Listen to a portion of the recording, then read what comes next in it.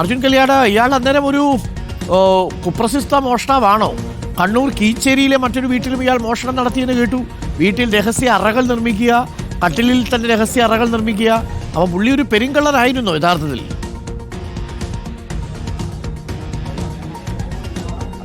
അതായത് 2023 ഒക്ടോബർ മാസം 20-ാം തീയതി കണ്ണൂർ കീച്ചേരിയിലുള്ള ഒരു വീട്ടിൽ നടന്നിട്ടുള്ള മോഷണം. ആ മോഷണത്തിൽ 4.5 ലക്ഷം രൂപ വില വരുന്ന 11.5 പവൻ സ്വർണ്ണമാണ് മോഷണം പോയത്. അതിൻ്റെ മോഷ്ടാവിനെ അന്ന് പോലീസിന് കണ്ടെത്താൻ വേണ്ടി കഴിഞ്ഞിട്ടില്ല.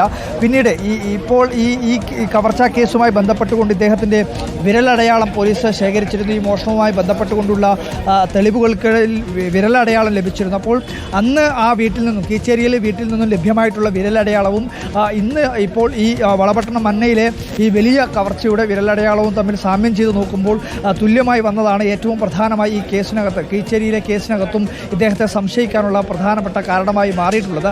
അതിൻ്റെ അടിസ്ഥാനത്തിലാണ് ആ കേസുമായി ബന്ധപ്പെട്ടുകൊണ്ടുള്ള അന്വേഷണം നടത്തിയത്. പോലീസ് ഇപ്പോൾ പറയുന്നത് ആ രീതിയിലുള്ള തെളിവുകൾ, അതായത് കീച്ചേരിയിലെ കേസുമായി ബന്ധപ്പെട്ടുകൊണ്ട് സംശയിക്കാവുന്ന നിരവധിയായിട്ടുള്ള സാഹചര്യങ്ങൾ ഈ പറയുന്ന ലിജീഷുമായി ബന്ധപ്പെട്ടുകൊണ്ട് എന്നുള്ളതാണ് പോലീസ് വ്യക്തമാക്കുകയും ചെയ്യുന്നത്. എന്തായാലും ഈ കവർച്ചാ കേസിലെ പ്രതിയെ പിടികൂടി എന്നത് വലിയ ആശ്വാസകരമായിട്ടുള്ള കാര്യമാണ്. നിരവധിയായിട്ടുള്ള നാട്ടുകാർ നമുക്ക് ദൃശ്യങ്ങളിൽ കാണാൻ വേണ്ടി കഴിയും. ഒരുപാട് നാട്ടുകാർ ഉൾപ്പെടെ ഈ പോലീസ് സ്റ്റേഷന് മുന്നിൽ തമ്പടിച്ചിട്ടുണ്ട്. അതായത് ഈ ലിജീഷ് അവിടുത്തെ പണ്ട് മുതലേ താമസിക്കുന്ന ആളാണല്ലോ, അടുത്ത കാലത്ത് വന്ന് താമസിക്കുന്ന ആളൊന്നുമല്ലല്ലോ.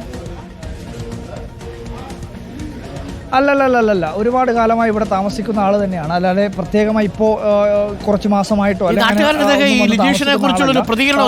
ഒരുപാട് നാളായി ഇവിടെ തന്നെ താമസിക്കും. നാട്ടുകാർക്കൊക്കെ നല്ല അഭിപ്രായമായിരുന്നു ഇയാളെ കുറിച്ച്. നമുക്ക് കഠിനാധ്വാനിയായ ചെറുപ്പക്കാരൻ എന്നാണ്. ലിജീഷിനെ നിങ്ങൾക്ക് അറിയോ? കണ്ടുപരിചയം മാത്രം. ഇതിനു മുമ്പ് ഇങ്ങനെ എന്തെങ്കിലും സംശയം തോന്നുന്ന രീതിയിലൊന്നും? ഇല്ല, സംശയം തോന്നുന്നു. എങ്ങനെ ആൾക്കാരോട് ഈ ആളാന്ന് പറഞ്ഞപ്പോൾ നമുക്കൊരു അതിശയാന്ന് തോന്നിയത്. ഇപ്പൊ ഇവിടെ വന്നേരാന്ന് അറിയുന്നത് മുമ്പ് ഏതോ ഒരു കവർച്ചാ കേസിലൊക്കെ, ചേരിയിലുള്ള ഒരു കവർച്ചാ കേസിൽ സംശയമൊന്നും മുമ്പ് അങ്ങനെ ഇല്ല തോന്നിയിട്ടില്ല. മുമ്പ് കണ്ടിട്ടുണ്ടോ? കണ്ടുപരിച്ചുണ്ട്. അങ്ങനെ നിങ്ങൾക്ക് പരിസരത്താണോ?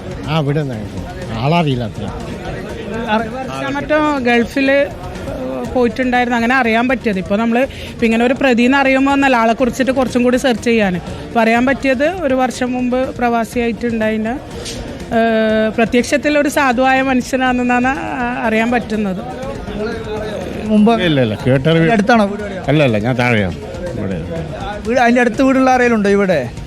ഈ മോഷണം നടന്ന വീടിന് സമീപത്തുള്ള ഈ ലജീഷിൻ്റെയോ അങ്ങനെ വീട് എവിടെയാണ്? അതിൻ്റെ അടുത്ത് എവിടെയെങ്കിലാണോ?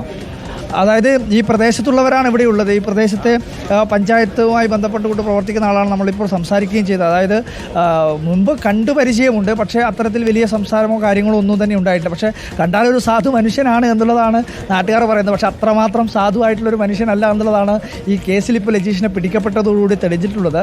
നാട്ടുകാർക്കെല്ലാം വലിയ അതിശയമാണ്. കാരണം ഇത്രയും വലിയൊരു കവർച്ച നടത്തുക, തൊട്ട അയൽവാസി തന്നെ ഇങ്ങനെ ഒരു കവർച്ച നടത്തുക എന്നുള്ളത് നാട്ടുകാരെ സംബന്ധിച്ച് വലിയ അതിശയമാണ്.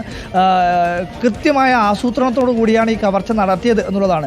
ഏതെങ്കിലും തരത്തിൽ ആദ്യഘട്ടത്തിൽ പോലീസ് സംശയിച്ചിട്ടുണ്ടായിരുന്നത് വലിയ ഏതെങ്കിലും ഒരു കവർച്ചാ സംഘമൊക്കെ ഇതിൻ്റെ പിന്നിൽ ഉണ്ടാവണമെന്നുള്ളത്. കാരണം കൃത്യമായ രീതിയിൽ 19-ാം തീയതി ഇദ്ദേഹം പുറത്തുപോയതുമായി ബന്ധപ്പെട്ടുകൊണ്ടുള്ള കാര്യങ്ങൾ അറിയുന്നു. അതിനുശേഷം 20-ാം തീയതി ഈ മോഷണം നടക്കുന്നു, 21-ാം തീയതിയും ഇവിടത്തേക്ക് എത്തിയെന്ന് പറയപ്പെടുന്നു. അപ്പോൾ സ്വാഭാവികമായും ഇതിനകത്ത് കൃത്യമായ രീതിയിലുള്ള ആസൂത്രണം ഉൾപ്പെടെ പോലീസിൻ്റെ ഭാഗമായി സംശയിക്കപ്പെട്ടിരുന്നു. അപ്പോൾ കൂടിയാണ് വളരെ വിശദമായ രീതിയിലുള്ള അന്വേഷണം പോലീസ് നടത്തുകയും വളവട്ടണം പോലീസ് സ്റ്റേഷനിലുണ്ട്. ഇന്നിപ്പോ കണ്ണൂരിൽ മക്കളൊക്കെ ഇവിടെ ഉണ്ട്. അവനെന്ത് കാണാനാ വന്നിരിക്കുന്നു ചോദിച്ചു നോക്കി. തീർച്ചയായിട്ടും നമുക്ക് അവരോട് കൂടി ഒന്ന് ചോദിക്കാട്ടോ. നിങ്ങൾ കളന കാണാൻ വന്ന കണ്ടോ? വന്നിട്ട് കണ്ടിട്ടില്ല? എന്താ നിങ്ങള് പിന്നെ ഇവിടെ വീട് എവിടെയാണ്? ഇനി ഈ കളവ് നടന്ന വീടിനടുത്താണോ? അല്ല, പ്രതി എന്ന് പറയുന്ന ആളുടെ നിങ്ങൾ മുമ്പ് കണ്ടുപരിച്ചിട്ടുണ്ടോ? ആയിക്കോട്ടെ. അതായത് പിന്നെ ഈ കുട്ടികൾ ഉൾപ്പെടെ ഇന്ന് അവധിയാണ്, അതുകൊണ്ട് തന്നെ ഇവിടത്തേക്ക് എത്തിയതാണ്. അതായത് ഈ മോഷണവുമായി ബന്ധപ്പെട്ടുകൊണ്ട് ഈ നാട് വലിയ രീതിയിൽ ചർച്ച ചെയ്തിട്ടുള്ള ഒരു വിഷയമാണ്. അതുകൊണ്ട് കൂടിയാണ് ഇത്തരത്തിൽ ഇവരിടത്തേക്ക് എത്തി ഈ പ്രതി പിടിക്കപ്പെട്ട ആളുകളെ എത്തിയിട്ടുള്ളത്.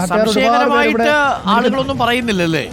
അപ്പം അതിസമർത്ഥമായി വളരെ സൈലന്റ് ആയിട്ട് മോഷണം നടത്തിയ ആളായിരിക്കാം ഒരുപക്ഷെ ലിജീഷ്. അതെ അതെ അതെ അതായത് ഇപ്പോൾ തന്നെ പ്രതികരണം വന്നപ്പോൾ നാട്ടുകാർ പറയുന്നത് കണ്ടുപരിചയമുണ്ട്, ഒരു സാധു മനുഷ്യനാണ് എന്നുള്ളതാണ് പറയുന്നത്. പക്ഷേ ഇപ്പോൾ ഈ വന്നപ്പോൾ നാട്ടുകാരെ സംബന്ധിച്ച് വലിയ അമ്പരപ്പാണ് ഉണ്ടായിട്ടുള്ളത്. ഇങ്ങനെ ഒരു സാധുവായിട്ടുള്ള ആൾ ഇത്രയും വലിയൊരു മോഷണം നടത്തുമോ എന്നുള്ളൊരു അമ്പരപ്പാണ് അവർക്കെല്ലാം ഉണ്ടായത്. നടത്തിയത് വീട്ടിലെ കട്ടിലിനടിയിൽ ഒരു പ്രത്യേക അറ ഉണ്ടാക്കുന്നു, അവിടെ ഈ പറയുന്ന പണം ഒളിപ്പിക്കുന്നു. അപ്പം നേരത്തെ തന്നെ അദ്ദേഹം അതിന്റെ തയ്യാറെടുപ്പുകളൊക്കെ തുടങ്ങിയിട്ടുണ്ടാവും ലിജീഷ്, നേരത്തെ കണ്ണുവെച്ചിട്ടേ. അതേപോലെ ഈ കീച്ചേരി കൂടാതെ മറ്റേതെങ്കിലും മോഷണങ്ങളിലും ഇദ്ദേഹത്തിന് പങ്കുണ്ടോ എന്നുള്ള കാര്യം ഇനിയിപ്പോൾ പോലീസ് അന്വേഷിക്കുമ്പോഴാണ് മനസ്സിലാവുക. അതെ അതെ തീർച്ചയായിട്ടും. അതായത് വളരെ വ്യക്തമായിട്ടുള്ള ആസൂത്രണം ഈ മോഷണത്തിന് പിന്നിൽ ഉണ്ടായിരുന്നു ആദ്യഘട്ടം മുതൽ തന്നെ. കാരണം ഇത് 19-ാം തീയതി ഇവർ ഒരു വിവാഹത്തിന് പോകുന്നു ഒന്ന് മനസ്സിലാക്കിയതോടുകൂടി തന്നെ ഈ മോഷണത്തിൻ്റെ ആസൂത്രണം ഒരു പക്ഷേ തുടങ്ങിയിട്ടുണ്ടാകും. ഒരു അരി വ്യാപാരിയാണ്, വലിയ രീതിയിലുള്ള പണവും അതുപോലെ തന്നെ ഇത്തരത്തിൽ സ്വർണവും ഒക്കെ അവിടെ സൂക്ഷിച്ചിട്ടുണ്ടാവാം എന്നുള്ള വിവരം, അല്ലെങ്കിൽ ഏതെങ്കിലും തരത്തിലുള്ള സൂചനകൾ, അല്ലെങ്കിൽ അങ്ങനെ ഒരു വ്യാപാരി എന്ന രീതിയിൽ സ്വാഭാവികമായും വീട്ടിൽ ഇങ്ങനെ പണം ഉണ്ടാവാം എന്നുള്ളൊരു അടിസ്ഥാനത്തിൽ മോഷണം നടത്തണമെന്നുള്ളൊരു ആസൂത്രണം ഉണ്ടായിരിക്കാം. അതുകൊണ്ടുകൂടിയാണ് ഈ 19-ാം തീയതി ഈ KP അഷ്റഫ് ഇവിടെ നിന്നും മധുരയിലുള്ള അവരുടെ ഒരു സുഹൃത്തിൻ്റെ വിവാഹവുമായി ബന്ധപ്പെട്ടുകൊണ്ടുള്ള കാര്യങ്ങൾക്ക് വേണ്ടി ഇവിടെ നിന്ന് പോയപ്പോൾ കൃത്യമായ രീതിയിൽ 19-ാം തീയതി ഇവർ ഇവിടുന്ന് പോകുന്നു. തൊട്ടടുത്ത ദിവസം 20-ാം തീയതി വീട്ടിലേക്ക് എത്തുന്നു. അവിടെ വീട്ടിലേക്ക് ഈ മോഷണം നടത്താൻ കയറിയത് തന്നെ വളരെ അതിശയിപ്പിക്കുന്ന രീതിയിലാണ്. കാരണം സാധാരണ രീതിയിൽ ഈ മോഷ്ടാക്കൾ ഈ CCTV ദൃശ്യങ്ങൾ പരമാവധി ഒഴിവാക്കാൻ വേണ്ടി ശ്രമിക്കാറുണ്ട് എങ്കിൽ കൂടിയും ഈ മുൻവശത്തു കൂടിയുള്ള ഒരു ഭാഗത്തു കൂടിയും ഈ മോഷ്ടാവ് സഞ്ചരിച്ചിട്ടേ ഇല്ല. അതായത് ഈ CCTV ദൃശ്യങ്ങൾ പെടുന്ന രീതിയിലുള്ള ഒരു ഭാഗത്തു കൂടിയും ഈ മോഷ്ടാവ് സഞ്ചരിക്കുന്നില്ല. അപ്പോൾ അതിൻ്റെ മറ്റൊരു വശത്തുകൂടി ഒരു മതിലിൻ്റെ ഒരു വശം ചേർന്നുകൊണ്ട് ആരും കാണാത്ത ഈ വീട്ടിനകത്തേക്ക് ചാടി കിടക്കാൻ വേണ്ടി പറ്റുന്ന ഒരു സ്ഥലത്തുകൂടെ ഉള്ളിലേക്ക് കടക്കുന്നു. അതിനുശേഷം ഈ ഗ്രിൽസ് ഉൾപ്പെടെ വളരെ ചുരുങ്ങിയ സമയം കൊണ്ട്, അല്ലെങ്കിൽ അതിനുള്ള സംവിധാനങ്ങളെല്ലാം കയ്യിൽ കരുതി തന്നെയാണ് വീട്ടിലേക്ക് എത്തിയത്. ഗ്രിൽസ് ഉണ്ട്, ജനൽ തകർത്താണ് അകത്തേക്ക് കടക്കേണ്ടതെന്നെല്ലാമുള്ള കൃത്യമായ രീതിയിലുള്ള ഒരു ധാരണ ഇദ്ദേഹത്തിന് ഉണ്ടായിരുന്നു എന്നുള്ളതാണ് നമുക്ക് മനസ്സിലാക്കുന്നത്. ഇതിൻ്റെ കാര്യങ്ങൾ അതുതന്നെയാണ് സൂചിപ്പിക്കുന്നത്. ഒരു ഹാമർ, അതായത് ഒരു ചുറ്റിക അവിടെ ഉപേക്ഷിച്ചാണ് ഇവർ മടങ്ങി പോവുകയും ചെയ്തത്. അതും പോലീസിന് ഒരു തുമ്പായി മാറിയിരുന്നു. അപ്പോൾ ഈ ഗ്രിൽസ് ഉൾപ്പെടെ തകർക്കാനുള്ള സാധന സാമഗ്രികളോടുകൂടി അവിടത്തേക്ക് എത്തുന്നു. അതിനകത്ത് ഈ പറയുന്ന വീടിനകത്തേക്ക് കയറുന്നു. ഈ താക്കോൽ ഉൾപ്പെടെ അവിടെ ഉണ്ടായിരുന്നു. അതായത് ഈ ലോക്കർ അടച്ച് ഈ ലോക്കറിൻ്റെ താക്കോൽ മറ്റൊരു ഷെൽഫിൽ സൂക്ഷിക്കുകയായിരുന്നു. അപ്പോൾ ഈ ഷെൽഫിൽ മോഷണം നടത്താൻ ശ്രമിക്കുന്നതിനിടെയായിരിക്കണം ഈ പറയുന്ന താക്കോൽ ഈ മോഷ്ടാവിന് ലഭിച്ചത്. അതിൻ്റെ അടിസ്ഥാനത്തിൽ ലോക്കർ മാത്രം പെട്ടെന്ന് തുറക്കാൻ വേണ്ടി കഴിയുന്ന ഒരു ലോക്കറേ അല്ല എന്നുള്ളതാണ് പോലീസും പറയുന്നത്. ഈ വീട്ടുകാരും അതുതന്നെയാണ് പറയുന്നത്. വളരെ എളുപ്പം പോയി ആർക്കെങ്കിലും താക്കോൽ ഉപയോഗിച്ചുകൊണ്ട് തുറക്കാൻ വേണ്ടി കഴിയുന്നില്ല. വളരെ കൃത്യമായ രീതിയിൽ ഇതിനെപ്പറ്റിയൊക്കെ പഠിച്ച് തന്നെയായിരിക്കണം ഈ പറയുന്ന മോഷ്ടാവ് ലജീഷ് ഈ മോഷണം നടത്തിയതെന്നുള്ളതാണ്. എന്തായാലും ഈ 300 പവനും 1 കോടിയിലേറെ രൂപയും ഇപ്പോൾ ലജീഷിൻ്റെ വീട്ടിൽ നിന്ന് തന്നെ കണ്ടെത്തിയിട്ടുണ്ട്. ആ വീട്ടിൽ കൃത്യമായ രീതിയിൽ കട്ടിലിനടിയിൽ കൃത്യമായ ഒരു അറയുണ്ടാക്കി അതിൽ സൂക്ഷിച്ച നിലയിലാണ് ഈ പണം ഉണ്ടായിരുന്നത് എന്നുള്ളതാണ് പോലീസ് വ്യക്തമാക്കുന്നത്. അപ്പോൾ സ്വാഭാവികമായും അതിനകത്ത് ഈ മോഷണം നടത്തിയതിന് ശേഷമായിരിക്കില്ല ഒരുപക്ഷെ ഈ അറ ഉൾപ്പെടെ ഉണ്ടാക്കിയിട്ടുണ്ടാവുക. അതിനു മുമ്പേ തന്നെ ഇതിനുള്ള സംവിധാനങ്ങളും സജ്ജീകരണങ്ങളും എല്ലാം തന്നെ ചെയ്തിട്ടുണ്ടാവണം. അപ്പോൾ ആ രീതിയിലുള്ള ചില സംശയങ്ങളും പോലീസിനുണ്ട്. മുൻപും സമാനമായ രീതിയിലുള്ള ചില കേസ് അന്വേഷണം ഉൾപ്പെടെ നടക്കുന്നുണ്ട്. എന്തായാലും 10 മണിയോടുകൂടി ജില്ലാ പോലീസ് മേധാവി മാധ്യമങ്ങളെ കാണും. ഈ മോഷണത്തിന്റെ എല്ലാ വിവരങ്ങളെ പറ്റിയും പോലീസ് അന്വേഷിക്കുകയും ചെയ്യും. ഞാൻ ആലോചിക്കുകയായിരുന്നു അർജുൻ, ആ ലഡു ഒക്കെ പൊട്ടിച്ചേ, അല്ലെങ്കിൽ ലഡു ഒക്കെ മനുഷ്യര് ആ പോലീസുകാരെ വാങ്ങിച്ച് കഴിക്കുമ്പോൾ അതിനുള്ളിലിരിക്കുന്ന ലിജീഷിന്റെ അവസ്ഥ എന്തായിരിക്കും എന്നൊന്ന് ആലോചിച്ച് നോക്കി. തന്നെ പിടിച്ചതിലുള്ള സന്തോഷം പോലീസുകാരിങ്ങനെ ലഡുവൊക്കെ കഴിക്കുന്ന സമയത്ത് ഒന്ന് ആലോചിച്ച് നോക്കൂ. ഒരു ലിജീഷ് എന്ന് പറയുന്ന ഒരു സാധാരണ ബിൽഡിംഗ് തൊഴിലാളി, അദ്ദേഹം വിദേശത്തായിരുന്നു, പിന്നീട് നാട്ടിൽ വന്നു, അല്ലറ ചില്ലറ മോഷണമൊക്കെ തുടങ്ങി. വളരെ ആസൂത്രിതമായി ഒരു വലിയ മോഷണത്തിന് അയാൾ ശ്രമിക്കുന്നു. സ്വന്തം അയൽപക്കത്തുള്ള അഷ്റഫ് എന്ന് പറയുന്ന വ്യാപാരിയുടെ വീട്ടിൽ കയറി 1 കോടി രൂപയും 300 പവനും അടിച്ചുമാറ്റി സ്വന്തം വീട്ടിലെ കിടപ്പറയിൽ കൊണ്ടുവന്ന് പ്രത്യേകം തയ്യാർ ചെയ്തിരിക്കുന്ന കട്ടിലിൻ്റെ അറയിൽ വെച്ച് സൂക്ഷിച്ചു എന്നുള്ളതാണ് കൗതുകകരമായൊരു കാര്യമാണ്, അല്ലേ?